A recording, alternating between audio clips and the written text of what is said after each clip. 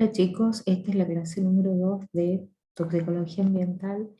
En esta clase vamos a ver todo lo que comprende la toxicocinética y la toxicodinámica, es decir, todo el recorrido que realiza el tóxico desde que ingresa al organismo hasta que es eliminado, y también vamos a ver cuáles son los efectos que se producen una vez que se encuentra en el organismo.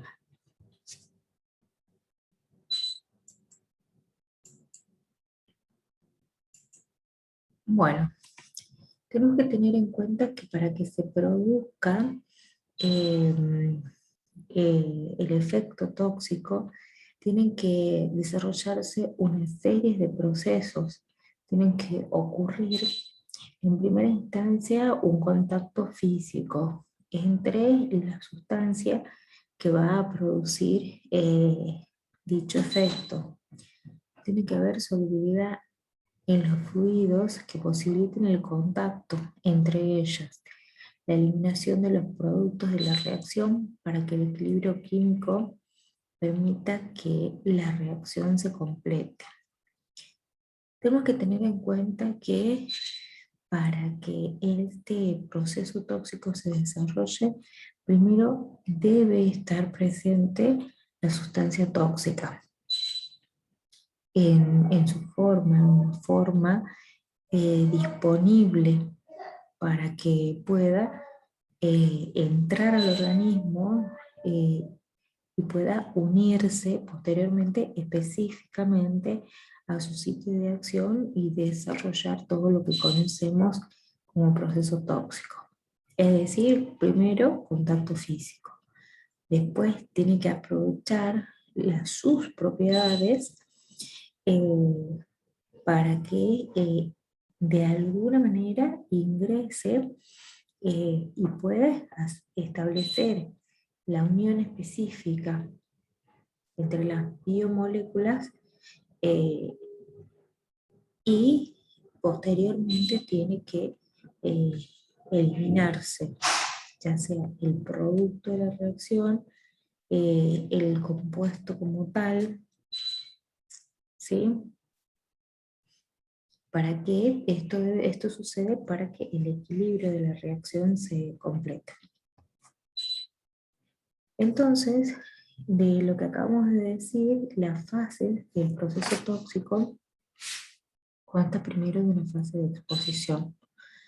En la fase de exposición lo podemos encontrar a la sustancia tóxica, podemos hablar de una sustancia tóxica, de un xenobiótico, podemos hablar de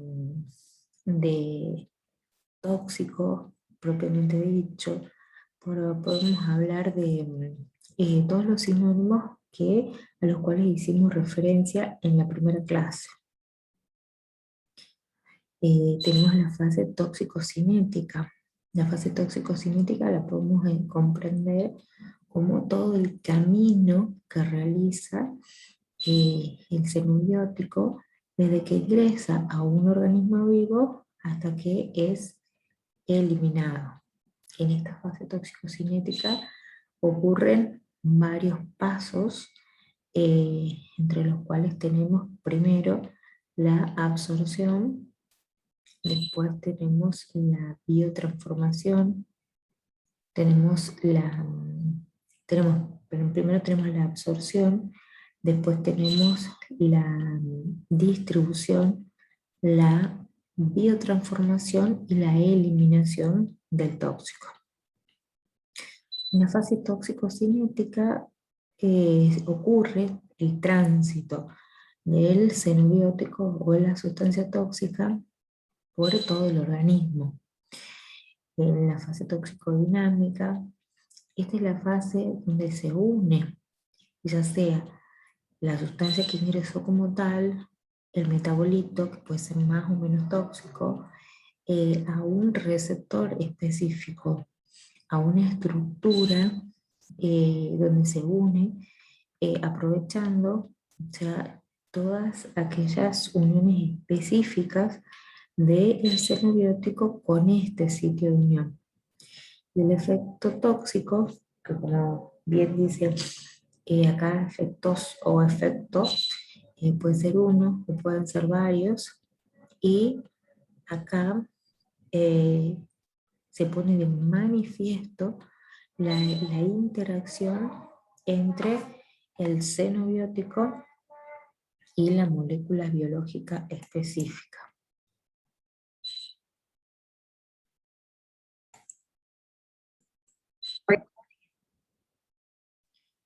Y para poder entender cuáles son todos los procesos que se realizan, tenemos que tener en cuenta que primero hay una fase de exposición. En esta fase de exposición, de alguna manera, el xenobiótico tiene que estar presente. Puede ser un agente químico, como dice la diapositiva, también puede ser un agente físico. Dentro de los contaminantes, dentro de los agentes químicos, tenemos contaminantes del aire, del agua, del suelo, de los alimentos. Acá tenemos que tener en cuenta de que, bueno, y dentro de los contaminantes físicos tenemos el ruido, las elevadas temperaturas, las bajas temperaturas, la luz, las radiaciones, todas estas se pueden considerarse como agentes físicos eh, que intervienen en el proceso tóxico. Para que este proceso tóxico se desarrolle, primero tenemos que tener en cuenta cuál es la etiología de la intoxicación. Y podemos pensar, primero hay que tener en cuenta que puede ser una intoxicación voluntaria o una intoxicación accidental. Dentro de las intoxicaciones accidentales pueden ocurrir por agentes ambientales. De los agentes ambientales tenemos contaminantes del aire, los óxidos de azufre, de nitrógeno, que son eliminados al ambiente como productos o sea, debido a las industrias. Tenemos los óxidos de nitrógeno, tenemos los contaminantes, o sea, tenemos que tener en cuenta entonces que los contaminantes accidentales pueden ser ambientales, pueden ser profesionales, pueden ser contaminantes alimenticios, pueden ser contaminantes domésticos, y dentro de los contaminantes eh, voluntarios tenemos todos aquellos productos que se utilicen por intentos de homicidio, todas las toxicofilias como la drogadependencia, y el dopaje también interviene dentro de este grupo. Vamos a hablar rápidamente un poquitito de la etiología de la intoxicación. En este caso estamos en esta parte de la diapositiva, ¿sí? Bueno, dentro de las intoxicaciones accidentales tenemos las eh, que son producidas como consecuencia de la contaminación ambiental. En este caso se puede contaminar el suelo, el aire, el agua. ¿Y cuáles podrían ser ejemplos de esto? Tenemos todos aquellos desechos que son liberados al ambiente por las industrias, sustancias como óxidos de azufre, óxidos de nitrógeno. Estas todas son, son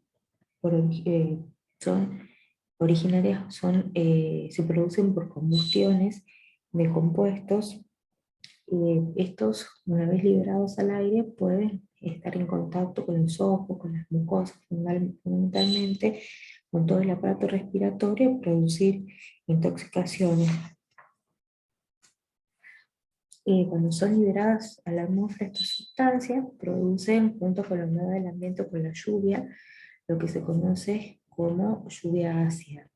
que daña tanto a los vegetales como a los animales, a los compuestos metálicos como las chapas, a las piedras. Después los óxidos de plomo, que son finas partículas, o bien el plomo muy pequeño, en tamaño muy pequeño, estos pueden ingresar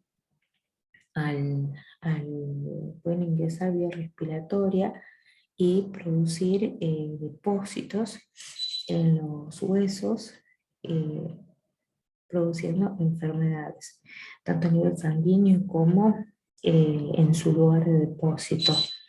Muchas sustancias que contienen mineral criolita, eh, o sea, las industrias eh,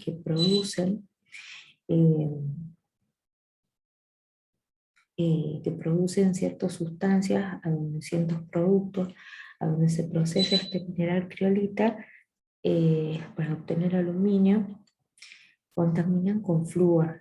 El flúor puede liberarse en la atmósfera, se deposita en las pasturas y estos pastos son comidos por los animales. Produce lo que se conoce como fluorosis. El flúor en su composición eh, como fosfato cálcico, cloro y clorado y fluorado, y le confiere dureza a los dientes, por ejemplo, pero en elevadas concentraciones el flúor lo transforma frágil, lo transforma en dientes frágiles.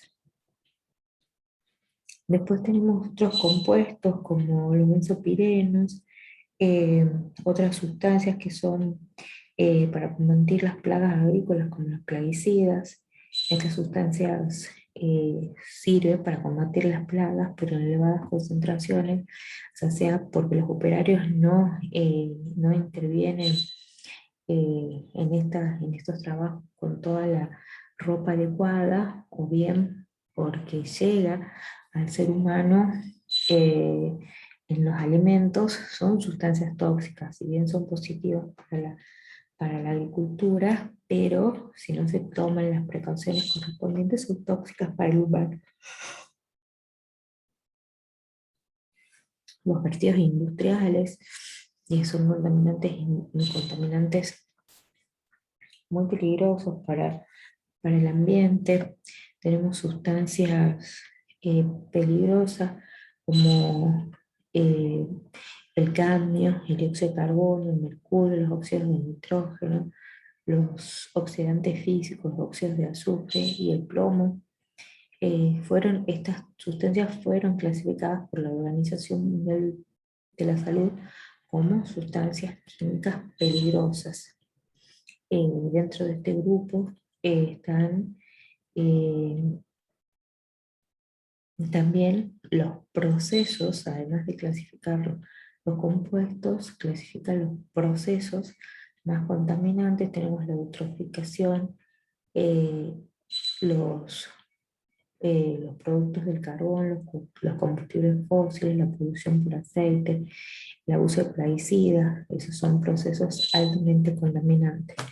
Dentro de las intoxicaciones profesionales, van a ser todas aquellas que están relacionadas, primero porque puede ser que los operarios no tengan la debida higiene personal mientras están trabajando, o bien porque no tienen los instrumentos necesarios para poder protegerse de las sustancias que se encuentran en el ambiente laboral. Hay controles que deben realizarse periódicamente para monitorizar los valores de contaminantes del ambiente. Los medicamentos que a dosis terapéuticas son muy buenos, pero o por características idiosincráticas, las dosis no son las adecuadas, o bien por el caso de eh, intencionalidad, pueden ser tóxicos porque se ingieren dosis elevadas, eh, más allá de las que son necesarias. La polimedicación, la sobredosificación, el uso concomitante de otras sustancias como el tabaco, alcohol, insecticidas, agentes de limpieza, todo esto contribuyen a intoxicación medicamentosa. Dentro de las alimentarias tenemos eh, las causadas por alimentos naturalmente tóxicos, que pueden ser tanto animales como vegetales. Eh, Después tenemos todas aquellas, eh, todas las producidas por intoxicaciones domésticas. Estas intoxicaciones domésticas pueden ser, son todas aquellas que se producen en la vivienda y pueden ocurrirse porque los niños consumen productos que son tóxicos, o sea, por su desconocimiento, o bien porque los adultos colocan en envases que no son los adecuados, que no son los originales, ciertos productos, como las lavandinas, en frascos de, de gaseosa, detergentes, o sea, el caso de las lavandinas, muchas veces combustibles, los combustibles que utilizan para prender el fuego del asado lo ponen en botellas de gaseosa y los niños después toman esto y terminan intoxicados. Y los accidentes por ponzoñas o biotoxinas, esto es porque las toxinas se encuentran presentes en las plantas, bueno, en las sustancias tóxicas, se encuentran presentes en las plantas, puede ser el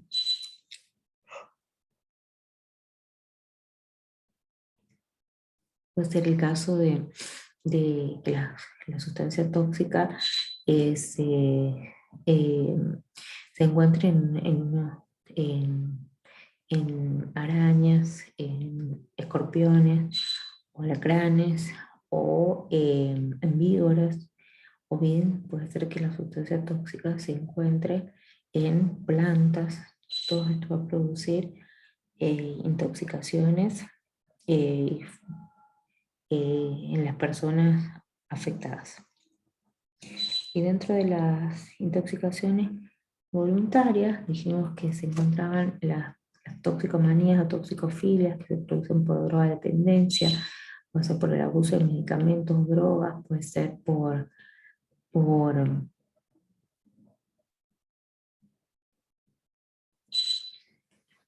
medicamentos o drogas, puede ser también por doping en el deporte, porque se utilizan ciertas sustancias para aumentar el rendimiento de los jugadores o de los atletas. Eh, y dentro de estas intoxicaciones también tenemos bueno, el alcohol, los opiáceos. Dentro de las voluntarias tenemos las que son por intentos de suicidio o aborto, y en el caso de los homicidios, las guerras químicas, las guerras biológicas, acá se producen sustancias que causan la muerte de muchísimas personas. Y dentro de las intoxicaciones voluntarias pueden ser laboral, eh, eh, entre otras. Bueno, entonces ya sabemos cuáles pueden ser la etiología de las sustancias tóxicas. Ya sabemos de dónde pueden proceder todas las sustancias tóxicas o muchas de ellas. Eh, lo más importante para que se desarrolle el proceso tóxico es que la sustancia esté presente. Cuando la sustancia está presente, entra en contacto con el individuo, con la persona. En esta fase de exposición que acabamos de nombrar, se puede hacer una evaluación ambiental.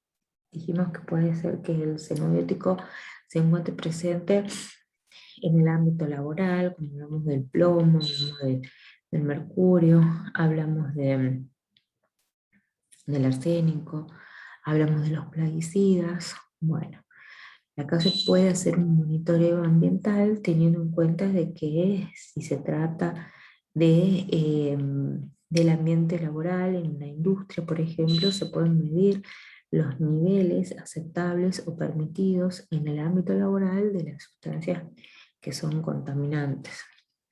Y de esta manera estamos protegiéndolos a los operarios de posibles intoxicaciones. Bueno, entonces ya tenemos hasta acá una disponibilidad física del agente. Este entra en contacto con el individuo. Primero, el primer contacto se da cuando el xenobiótico, el tóxico, la sustancia tóxica entra en contacto y puede entrar por cualquiera de las vías que tiene nuestro organismo. Puede entrar por los ojos, por la piel, por la boca, por la respiración. Entonces, en este momento es un momento muy importante porque se aprovecha de ciertas propiedades y de esta manera ingresa la sustancia al organismo vivo. Este se distribuye por todo el organismo, ¿sí?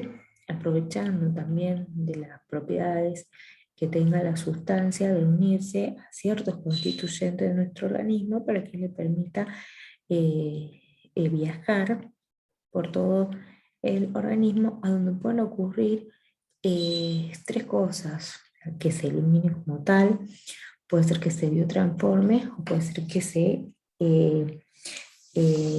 almacene, como ocurre con el plomo, como ocurre con el flúor que acabamos de comentar, o puede ser de que se biotransforme. Cuando se biotransforma, acá pueden producir reacciones químicas o bioquímicas que lo transforman en una sustancia donde es o más tóxica por el organismo o menos tóxica. Eh, si estas sustancias se unen con moléculas no críticas, con el tiempo pueden producir efectos no adversos y se eliminan, o sea, de que se transforman en sustancias no tóxicas.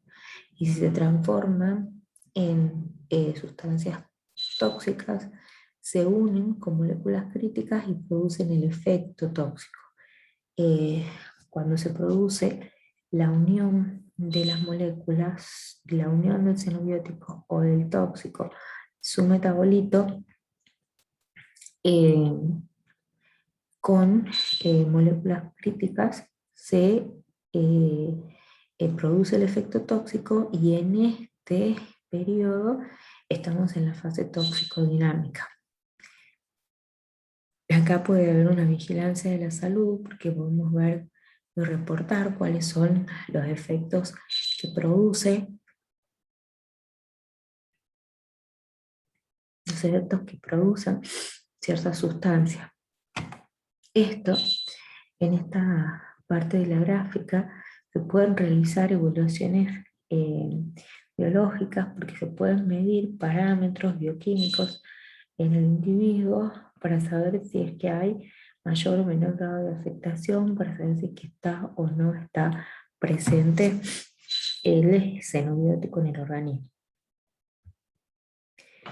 Como ya dijimos, primero, bueno, tenemos la fase de exposición, a donde en esta fase el conjunto de factores que permite la penetración del xenobiótico al interior del organismo vivo para provocar un daño tóxico. Tiene que haber una disponibilidad del xenobiótico en el ambiente, ya dijimos, en el suelo, en el aire, en el agua, puede estar presente en los medicamentos.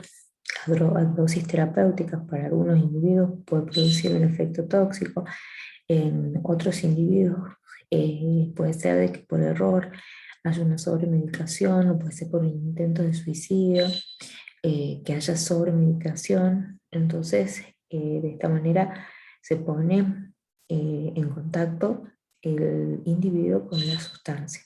En los alimentos puede ser o por error o por desconocimiento, o porque los alimentos no son lavados de la forma adecuada, o porque capaz que alguno de sus constituyentes, en el proceso de elaboración, algunos de sus constituyentes por error son sustancias tóxicas o se encuentran en altas concentraciones. Tenemos, por ejemplo, los vinos puede ser que contengan plomo o arsénico en su composición. eh, es algo que que no debería estar. ¿Cómo ingresan? Pueden ingresar por vía inhalatoria, por vía digestiva, por vía sistémica, por vía cutánea, por vía ocular. Es otra forma a través de las cuales pueden ingresar todas aquellas sustancias volátiles. Para que las sustancias ingresen, tienen que respetar ciertas propiedades físico-químicas de la sustancia.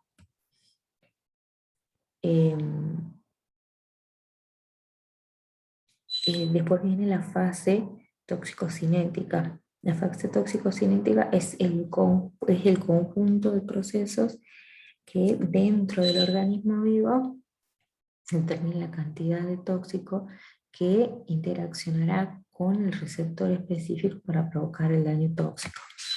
La fase toxicocinética consta de la absorción, la distribución, la biotransformación, la fijación, acumulación y la eliminación. Primero, el individuo se expone a la sustancia, que la sustancia puede estar en diferentes formas, líquidos, gaseosos, eh, sólido, aprovecha las propiedades físicas de las sustancias para penetrar al organismo y después se absorbe. La absorción es el primer paso de la toxicocinética. Pero tenemos que tener en cuenta que para que se desarrolle el proceso tóxico son importantes tres cosas. Una es que esté presente el xenobiótico en el medio. De alguna manera tiene que estar presente. Segundo, tienen que existir las manifestaciones clínicas compatibles con el xenobiótico al que se expuso la sustancia. Y tres, tiene que haber un laboratorio positivo. Con una buena anamnesis se puede determinar o definir qué muestras biológicas se van a tomar y de acuerdo a eso saber si es que la sustancia estaba presente, está presente en el organismo. Tenemos que diferenciar entre absorción y adsorción. Una es un fenómeno de superficie, la absorción. En cambio la otra es un fenómeno en el cual todo ingresa a todo el organismo y esa es la definición que nos interesa a nosotros. Bueno, la absorción es el proceso por el cual el agente tóxico atraviesa las membranas e ingresa en la circulación sanguínea. Nosotros sabemos de que todas las células, incluso hasta la piel, está formada por diferentes capas y de acuerdo a la vía de ingreso que elija la sustancia, va a tener que atravesar por todas las membranas. En esta primera gráfica vemos que tenemos la piel o las mucosas, ¿sí? Esta es la parte exterior de la sustancia. Primero atraviesa un fluido intersticial, una membrana capilar, llega hacia el plasma y en el plasma puede ser transportado a todo el organismo. También puede ser que la sustancia atraviese otra vez el fluido intersticial y llegue a la membrana celular y ahí ejerza su acción uniéndose a un sitio específico. Ya sabemos que todas las membranas están formadas por una bicapa lipídica que tiene en su superficie proteínas de superficie que pueden servir como estructuras a las cuales se une específicamente en ciertas sustancias. Tenemos las proteínas, que algunas proteínas son extracelulares, otras son intracelulares, otras forman canales o atravesando la bicapa y de esta manera permite el flujo de iones y de sustancias dependiendo del tamaño de la partícula.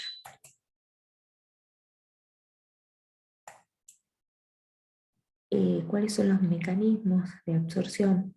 Tenemos mecanismos de difusión o transporte pasivo, por difusión simple, ¿sí? O por filtración, dependiendo de la concentración y del tamaño de las partículas, pasan las sustancias a través de poros. Tenemos los transportes activos o especializados, donde el transporte activo puede ser en contra de un gradiente de concentración, es decir, de un lugar menos concentrado a un lugar más concentrado.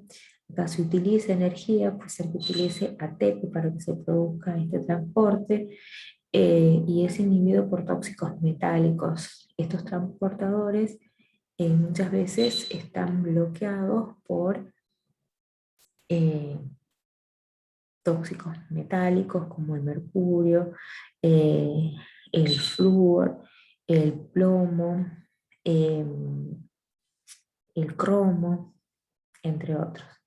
Tenemos la difusión facilitada, que puede ser por fagocitosis o pinocitosis. ¿Cuáles son los factores que influyen en la absorción? Primero, hay algunos que van a ser inherentes a las sustancias y otros inherentes al huésped. Los inherentes a las sustancias tenemos ionización, si la sustancia está ionizada o no, la naturaleza físico-química de la sustancia, el coeficiente de reparto o partición lípido-agua. Todas estas son características inherentes a la sustancia. Las características inherentes al huésped va a ser la composición química de la membrana, la capacidad de de transporte activo, si es que tiene transportadores activos o no las membranas, obviamente va a permitir el pasaje de ciertas sustancias, el pH del medio y el pH del producto. Esto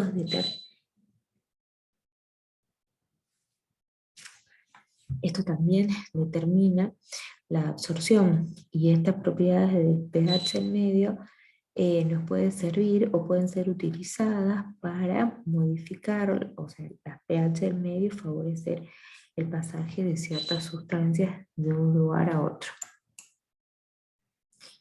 Bueno, hasta acá la sustancia ya se absorbió al organismo, ya está dentro del organismo, ahora tiene que distribuirse. Se entiende como distribución al proceso por el cual el agente tóxico atraviesa las membranas e ingresa a la circulación sanguínea.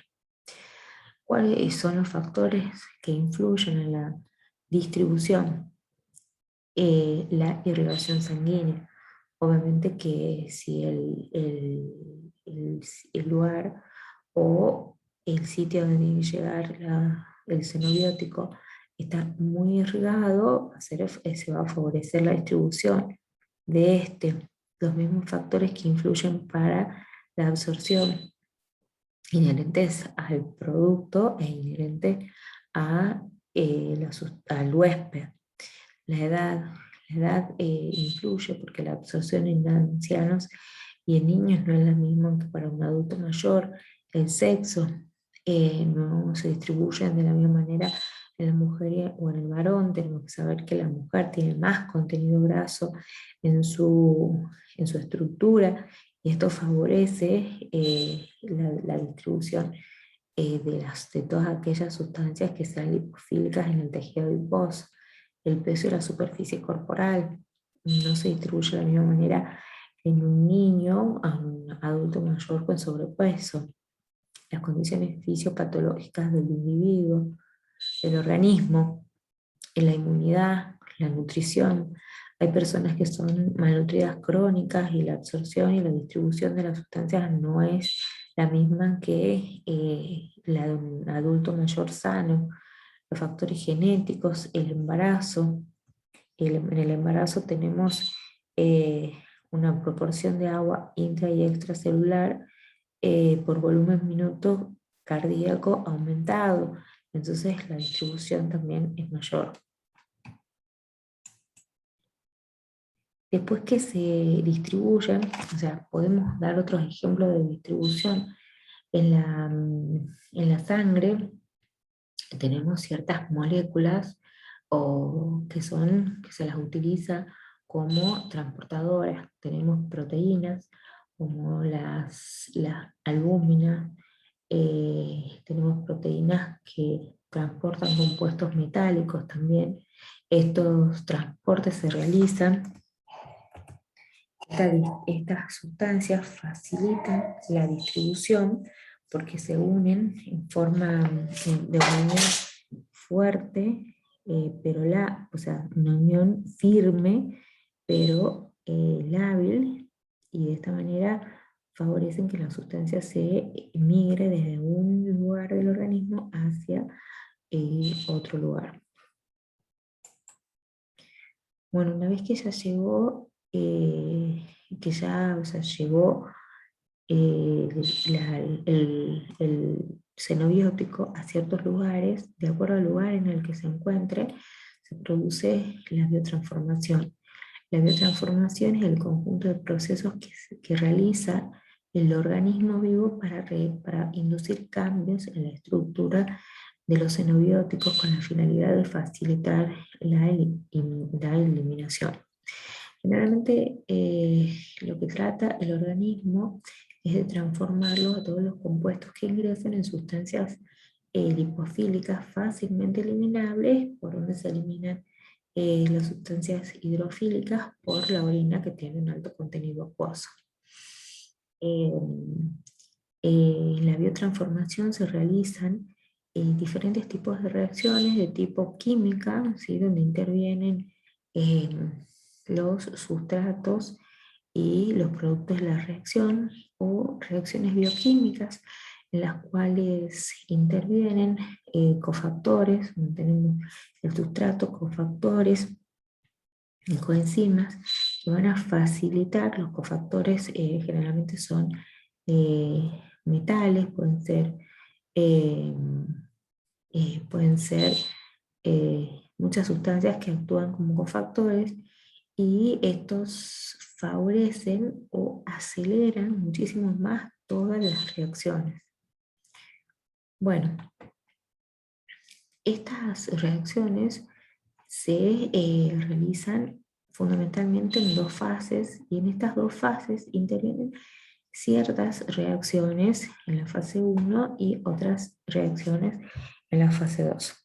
El xenobiótico generalmente son lipofílicas, las sustancias que ingresan, que van a ser fácilmente absorbidas y distribuidas por el organismo, ¿sí? La biotransformación se realiza en todo el organismo, en células que están especializadas para la biotransformación, pero fundamentalmente se realizan en el hígado. Acá tenemos una maquinaria bioquímica muy grande, a donde todas las sustancias, o la mayoría de las sustancias, van a eh, metabolizarse. Y digo la mayoría de las sustancias porque hay algunas que no se biotransforman. Pero bueno, ahora vamos a hablar de las que sí se biotransforman. Tenemos los xenobióticos que sufren biotransformación, pasan por la fase 1 y por la fase 2. El xenobiótico de la fase 1 a la fase que pasa o que sufre la fase 1 se transforma en un metabolito primario, y el que sufre la fase 2 se transforma en un metabolito secundario. Puede ocurrir que el xenobiótico eh, indistintamente pase por todas las fases, o puede ser que pase eh, de una a la otra. El xenobiótico en la fase 1 sufre reacciones de oxidación, de reducción, de hidrólisis. El metabolito primario formado puede ser que este ya sea un compuesto hidrofílico, y bueno, o sea, es eliminado como tal. O bien puede ser de que este sufra eh, otra reacción bioquímica, que generalmente son de conjugación de sulfo, conjugación glucuronoconjugación. Entonces, de esta manera es transformado en un metabolito secundario que es excretado.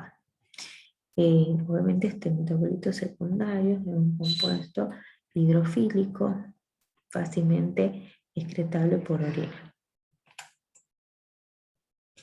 En esta diapositiva podemos ver cuáles son las principales ubicaciones de los sistemas enzimáticos.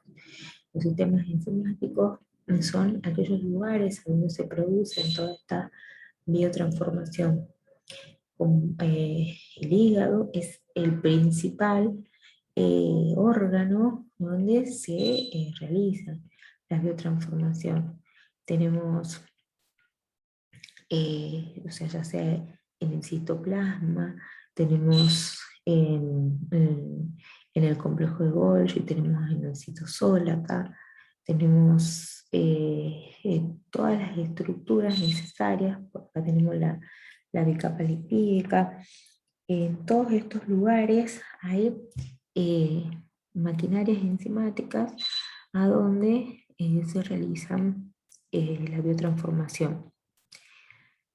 Después tenemos en el riñón tenemos en los pulmones, en el intestino, en toda la flora del intestino se produce biotransformación. Una vez que ingresa por la boca, acá también ya intervienen ciertas enzimas como las lipasas, las hidrolasas que se encuentran en la saliva, que van a ir degradando a las sustancias que ingresan, pueden ser alimentos o no. En todos estos lugares tenemos maquinaria bioquímica para que se produzca la biotransformación de las sustancias. Bueno, ya dijimos que la sustancia puede ser que ingrese al organismo y no se metabolice, no se biotransforme. Puede ocurrir que se biotransforme en una sustancia más tóxica o menos tóxica. Ocurre como ocurre la situación, estas sustancias pueden almacenarse. ¿A dónde se almacenan? En tejido adiposo.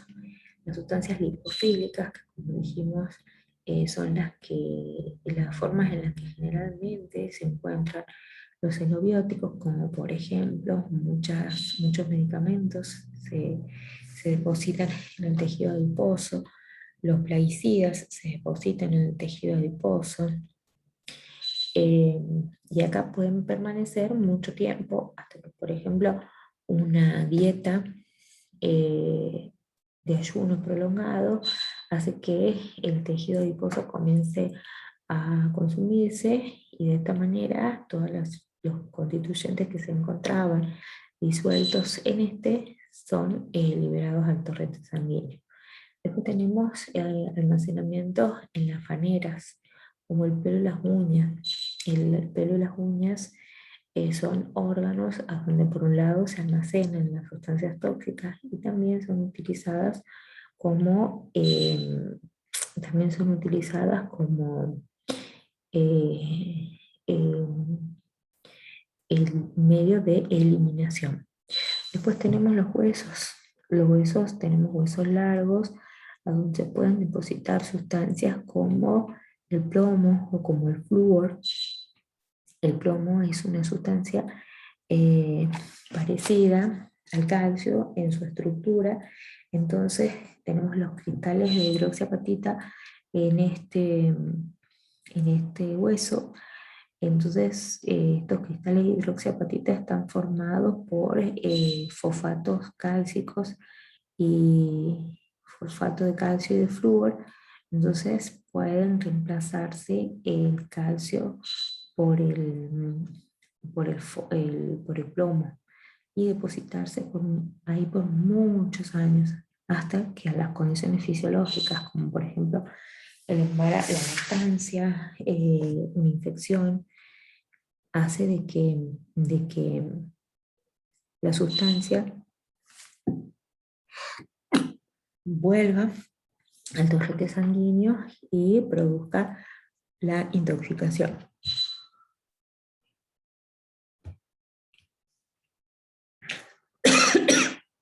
excreción.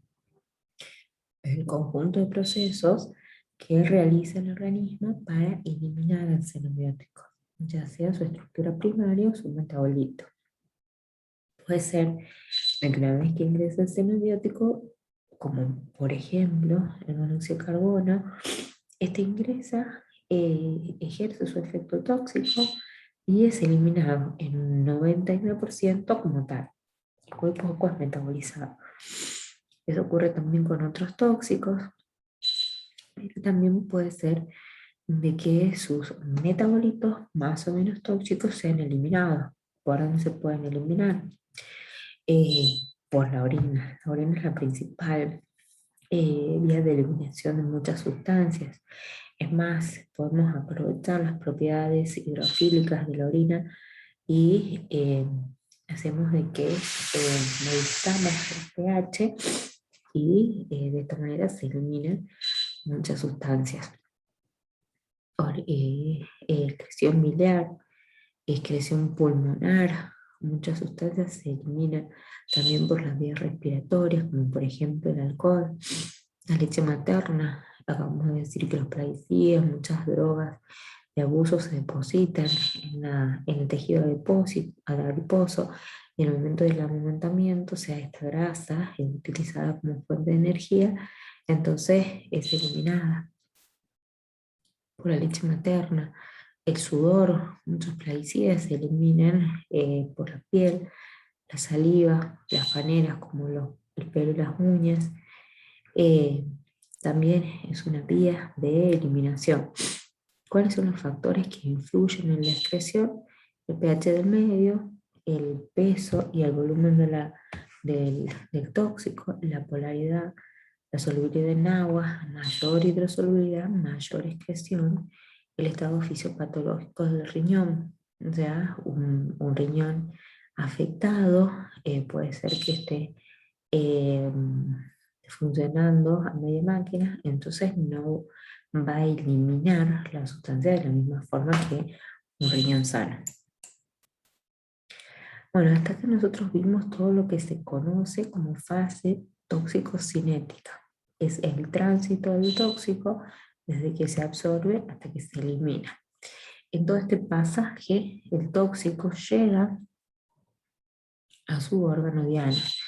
Vimos nosotros que el agente químico o agente físico, vamos a agregar, puede estar presente en el agua, en el aire, en los alimentos, en el suelo. Esto es lo que se conoce como fase de exposición. Después tenemos la fase tóxico-cinética, que incluye la absorción, que puede ser por inhalación, ingestión, contacto cutáneo, contacto ocular, y otros después llega al plasma, llega a la sangre y ahí se distribuye y se biotransforma. Y después puede ser que se elimine. Esto es lo que se conoce como fase tóxico-cinética. Y tenemos la fase tóxico-dinámica, a donde llega a través de la sangre, llega al órgano blanco, al órgano donde va a producir el efecto tóxico. Y acá hablamos del efecto tóxico. Y después puede ser eliminado como tal o como su metabolito a través de la orina, las heces, el aire expirado, la bilis y otros. Acá también tenemos otro grafiquito a donde mostramos la fase tóxico-cinética y la fase tóxico-dinámica. Una determinada dosis de xenobiótico o del tóxico es absorbido, distribuido, biotransformado, excretado, y esto es lo que se conoce como la fase tóxico-cinética. Después, esta sustancia, tóxico endógeno ligando, ¿sí?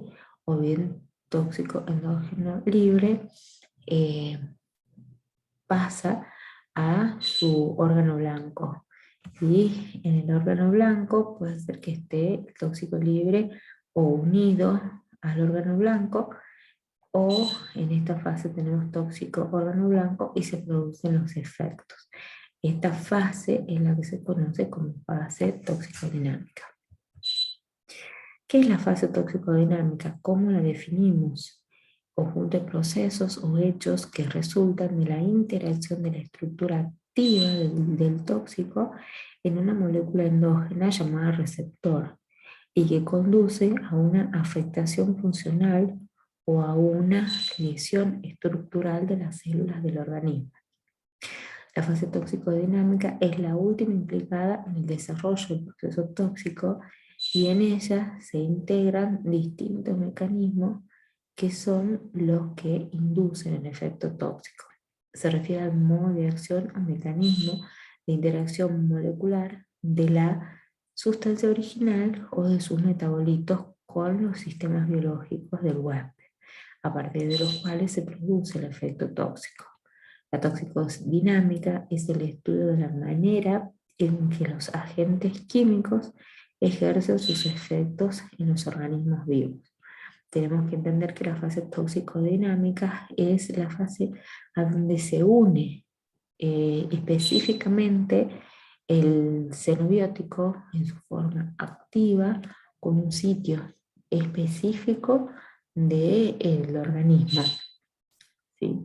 Y es ahí que esta unión produce lo que conocemos como efecto tóxico. ¿Y cómo se manifiesta este efecto tóxico? Con las manifestaciones clínicas, que pueden ser agudas o crónicas.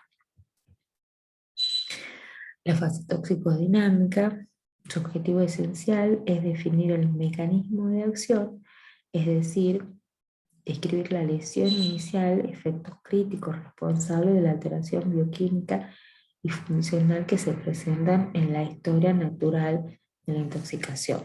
Proporciona información útil en los diversos campos de aplicación de la toxicología para el desarrollo de los procedimientos de prevención precoz, diagnóstico y tratamiento de las intoxicaciones. Esa es la importancia de la fase toxicodinámica. Bueno, el proceso de acción tóxica. La fase toxicodinámica ya dijimos que es la fase donde se produce esta unión específica, ¿sí? Y esta podemos definirla en dos grandes grupos, ¿sí? Puede ser que ocurra una afectación en la integridad de la membrana celular o puede ser que haya una alteración de la función celular. Son dos formas de actuar diferentes, pero puede ser que una lleve a la otra. No es que sí o sí se realiza una o la otra. En la acción sobre las estructuras de la célula, acá vamos a tener en cuenta que pueden ser alteraciones en la estructura, en la composición o en la fluidez de las membranas. Puede ser que haya alteraciones de las estructuras orgánicas subcelulares, ya sea las mitocondrias, en el núcleo, reemplazos de tipos celulares como en la fibrosis. Puede ser que haya acción sobre la función celular. Puede haber generación de hipoxia, daño a un sistema enzimático, disrupción en la síntesis de proteínas, formación de sustancias activas dentro de la célula, modificación de algunas de las funciones bioquímicas, alteración de algún mecanismo fisiológico, alteración del material genético, interferencia en los procesos de nutrición. Cuando hablamos de acción sobre la función de la célula, puede ser por la presencia de compuestos que aceleren los procesos enzimáticos, que disminuyan, que retarden los procesos enzimáticos, alteraciones que produzcan genotoxicidad, teratogenicidad, mutagenicidad.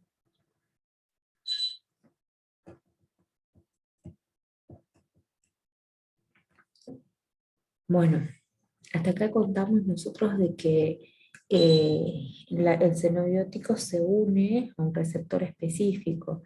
¿Y qué es el receptor? Al receptor se lo puede definir como un punto biológico donde ocurre la interacción de las moléculas activas del xenobiótico con el organismo y provocan daño. Son estructuras moleculares con zonas nucleofílicas implicadas en la acción primaria del tóxico. Puede ser de que los receptores específicos tengan proteínas de superficie que se unen específicamente a ciertas estructuras o a ciertas moléculas del xenobiótico, y es ahí a donde se produce el daño.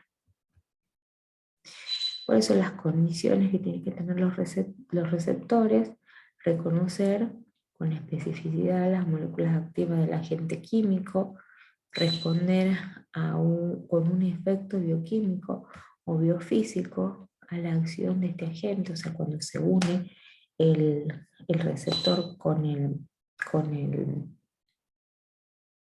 xenobiótico, tiene que haber una respuesta también para que se produzca el efecto tóxico.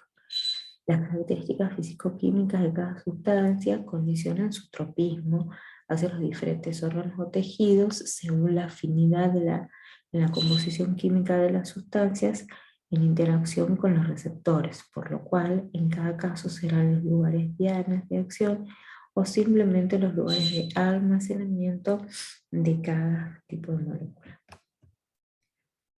Bueno, cuando hablamos de afectación de la integridad de la estructura celular, que es uno de los mecanismos por los cuales se produce la fase tóxico-dinámica, puede ser que haya acción sobre las estructuras de las células, provocando alteración de las membranas. Como dijimos anteriormente, puede ser que haya aumento de la fluidez, que las membranas se vuelvan más rígidas. Puede ser alteraciones del retículo endoplasmático, alteraciones de cualquier órgano subcelular, las mitocondrias, el núcleo. Puede haber destrucción total de la célula por necrosis o por necrosis o muerte, que se puede dar por apoptosis o oncosis. Ya vamos a hablar más adelante de cada una de ellas. Y cuando hablamos de afectación de la función celular, puede ser por alteración de la permeabilidad de la membrana, alteración de la actividad enzimática, inhibición, activación, inducción, alteración de la reproducción celular, genotoxicidad, mutagenicidad, carcinogenicidad, teratogenicidad. Todas estas son afectaciones de la función celular. Entonces, repasando un poco, puede haber en la fase tóxico-dinámica afectación de la función celular y afectación de la estructura celular. Dentro de la necrosis o muerte celular pueden ocurrir dos fenómenos: apoptosis o necrosis. Apoptosis u oncosis. La oncosis, bueno, antes se la llamaba necrosis. Este es un fenómeno pasivo, es un no programado genéticamente. Se inicia con un aumento de la permeabilidad de celular, hinchamiento y ruptura, o sea, comienza a entrar líquido en la célula, hay aumento de calcio en el citosol, activación de unas enzimas que son una fosfolipasa, produce la degradación de los fosfolípidos con la ruptura de las membranas y fragmentación de los órganos. Hay un hinchamiento, o sea, por esta entrada de aumento de permeabilidad, aumento del calcio en el citosol, hay un hinchamiento de la célula y se produce el estallido. Como esto es un mecanismo pasivo no programado, se produce el estallido de la célula y afecta a todas las células vecinas. Entonces hay una inducción de la respuesta inflamatoria de todo el tejido. En cambio, la apoptosis es un fenómeno activo que produce la muerte de ciertas células y de otras no. Es un fenómeno activo, hay una activación de determinados genes de muerte. Estos genes de muerte hay modificación del potencial de membrana mitocondrial con liberación de citocromo C. Este citocromo C en el citosol activa enzimas proteasas, que son las caspasas y endonucleasas, y hay síntesis de proteínas reguladoras de transcripción y frenan la proliferación, activación de enzimas proteolíticas, las endonucleasas, las caspasas, las topoisomerasas, las transglutaminasas, entre otras, que alteran y fragmentan las proteínas y el ADN, y se produce la muerte de una célula. Este proceso es un proceso no inflamatorio y los cuerpos apoptósicos son fagocitados. La apoptosis es un fenómeno que se lo compara con el mecanismo a través de los cuales se caen las hojas de los árboles en el otoño. Se caen algunas hojas y otras no, por estos mecanismos. La apoptosis se lo llama también como la caída de las hojas en el otoño, la hoja de los árboles en el otoño. El efecto tóxico, como ya dijimos en última instancia, se pone de manifiesto con las manifestaciones clínicas. El efecto tóxico da lugar a la intoxicación. El efecto tóxico puede ser potencialmente reversible, de carácter subletal y generalmente de tipo funcional, o puede ser irreversible, frecuentemente letal para la célula, que se expresan como modificaciones estructurales. Desde otro punto de vista, pueden ser no observables o bien observables con síntomas clínicos en órganos específicos, órganos inespecíficos o bien generalizadas.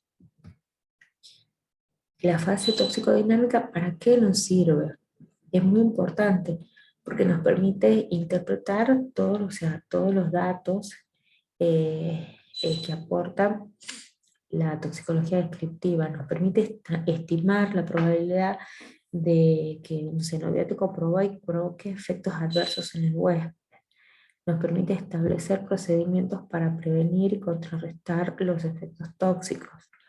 Nos va a permitir diseñar métodos experimentales complementarios in vitro y in vivo para interpretar la toxicidad de los de los agentes tóxicos. Y nos permite disponer de modificaciones estructurales químicas de los fármacos, plaguicidas u otros tóxicos para disminuir y eliminar los efectos adversos. Esa es la importancia de la fase toxicodinámica. Bueno, ahora puede ser de que los xenobióticos ejerzan su efecto tóxico como tal, o bien que interaccionen con otros agentes tóxicos. Esto le va a conferir más o menos toxicidad a las sustancias. Entonces, ¿cómo definimos estas interacciones entre agentes tóxicos? Es la acción concomitante de dos o más tóxicos en exposición simultánea o sucesiva. En el ambiente laboral hay mezcla de sustancias. Una misma sustancia puede presentar una acción tóxica diferente e interactuar diferente. Por ejemplo, el tetracloruro de carbono con el DDT. ¿Cuáles son los mecanismos de interacción? O sea, entonces esta interacción puede ser, ¿cómo definimos esta interacción? Puede ser que una sustancia sola actúe de una manera y cuando se encuentra con otra sustancia de forma simultánea y sucesiva produce otro tipo de acción. Las interacciones pueden ser físico-químicas o pueden ser biológicas. Las interacciones físico-químicas se pueden dar por antagonismo, como el hepta y el plomo, las oximas y los insecticidas fosforados. Estos nos permiten de que estas sustancias sean utilizadas como antídotos. O sea, las oximas son los antídotos de los insecticidas organofosforados, y el ETA, por sus propiedades, pueden capturar el plomo que se encuentra retenido en el hueso y de esta manera eliminarlo.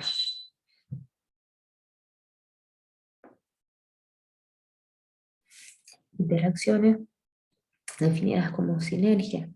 El cloro de sodio eh, exacerba la acción pulmonar de los óxidos del dióxido de azufre, que es irritante. Los hidrocarburos policíclicos son carcinogénicos, más el carbón hay mayor incidencia de cáncer pulmonar. La inhalación de benzopireno en los óxidos insolubles favorece el efecto carcerígeno. Los isótopos radiactivos cancerígenos, el plomo, el bismuto, el polonio, desintegrados en las minas, son vehiculizados en los polos en suspensión del aire y se absorben fácilmente por el árbol traqueobronquial. Puede haber interacciones biológicas. Estas son interferencias toxicodinámicas en el sitio de acción. Dos sustancias con idéntica acción e idéntico sitio de acción, como por ejemplo el diisopropil fluorofosfato con el fenilbensilcarbonato. Tiene un efecto antagonista. Lo mismo ocurre con otro antagonista toxicodinámico. Tenemos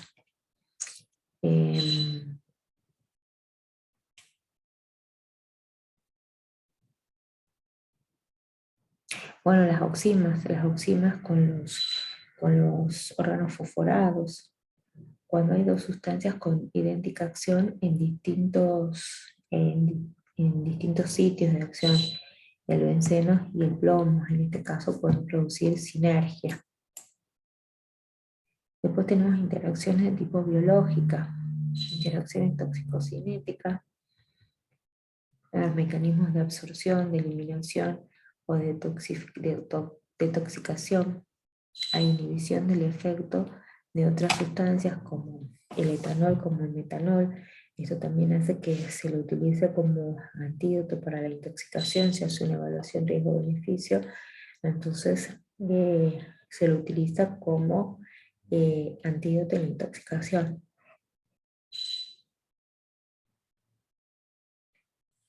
Expuestos a ditiocarbamato, cianamida, dimetilformamida, con el etanol, las warfarinas, con los anestésicos. Después tenemos interacciones toxicocinéticas donde hay estimulación del efecto de la otra sustancia, como el trimetil, el 3-metil colantreno con el dimetilnitrosamina, producen sinergia en la inducción de cánceres. Los TOC, el Paxón y el Sarin inhiben la unión a proteínas, con lo que aumenta la inhibición de la ECA. Estos son plaguicidas. El Sarin es una sustancia utilizada como gas de guerra también. Dentro de tenemos antídotos y antagonistas. Las definiciones, los antídotos y los antagonistas, si bien actúan de una manera similar porque son sustancias capaces de contrarrestar o reducir los efectos de otras sustancias potencialmente tóxicas, pero actúan de diferente manera. El antídoto ejerce una acción molecular. Antídoto tóxico por una acción química relativamente específica en el propio sitio activo, en el sitio específico del tóxico, inactivándolo o impidiendo su unión a un receptor. En cambio, el antagonista ejerce su acción compitiendo por el mismo receptor, bloquea los receptores que bloquea al receptor antes que lo haga el agonista.